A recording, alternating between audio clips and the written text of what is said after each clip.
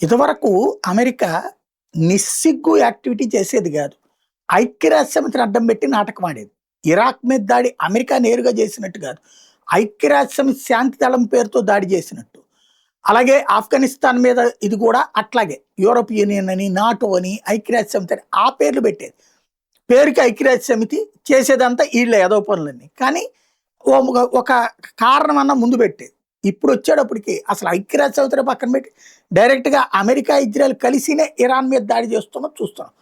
ఇప్పుడు తాజాగా mark Rubio ఏం చెప్తాడంటే ఐక్యరాజ్య సమితి జోక్యం చేసుకోవాలట ఇరాన్ ఏదైతే హార్ముజ్ జలసంధి విషయంలో చేస్తున్న పనికి. మరి ఆ ఏడుపేదో ఫస్ట్గా అది చేయాల్సింది.